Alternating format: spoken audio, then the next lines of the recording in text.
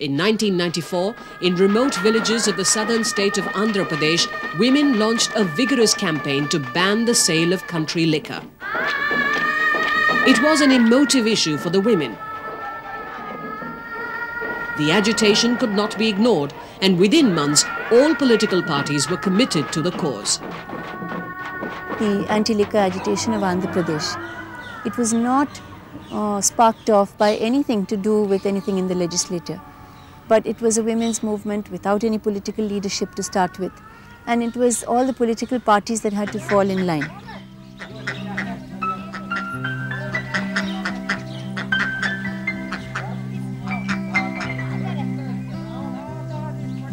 The country may have guaranteed full and equal participation of women in civil, political, economic, social and cultural life.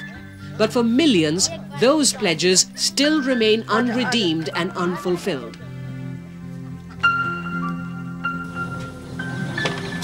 The country's citizens woke to freedom on the 15th of August 1947. But 50 years later, women are still battling to have all the promises made to them consecrated. The country's complex social structure reflects the paradox of the female population. While the rural hinterland and even the urban slums swell with graphic examples of dispossessed and marginalized women, the last 50 years abounds with inspirational success stories as well. Stories of women who have surmounted discrimination to succeed in areas traditionally dominated by men.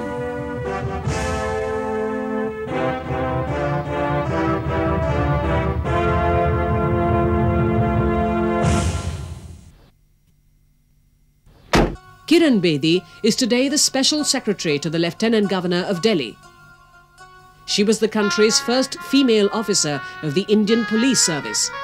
And over the years, she has won both distinction and has been the centre of controversy for her achievements.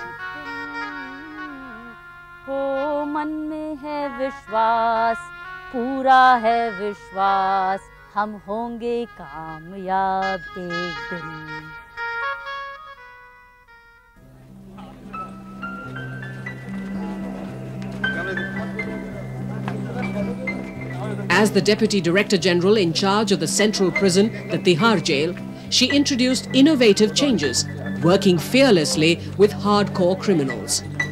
Tihar was made a human institution.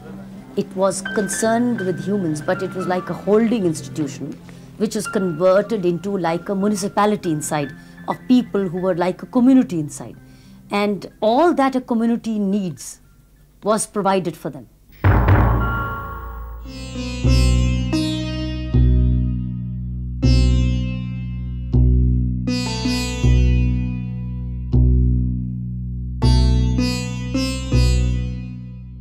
There are also artists like Anjali Ila Menon, who is today considered among the country's most exciting painters.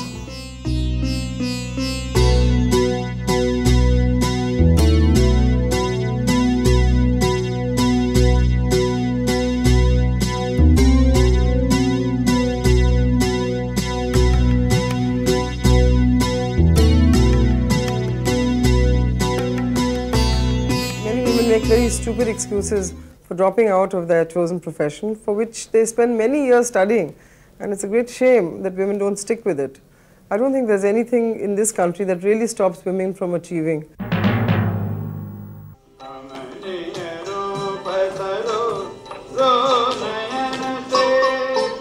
There are women who have achieved recognition in the field of traditional arts and culture. Dancers like Shobhana Narayan. She is an accomplished Kathak dancer, but works full-time as a bureaucrat for the government.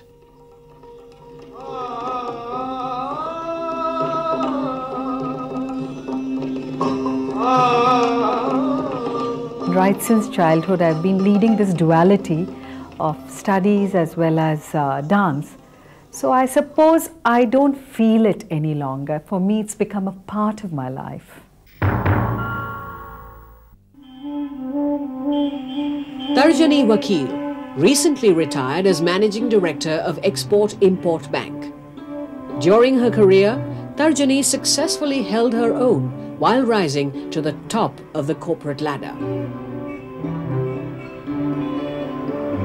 I remember people used to take bets that when is she going to leave within the next 6 months, within 1 year, like that. So they never thought I was serious. But once you are taken seriously, then it is not difficult. And I would say, compared to most women whom I have met during the course of my career, from other financial institutions in other parts of the world, both developed and developing, the environment in India is far better for women.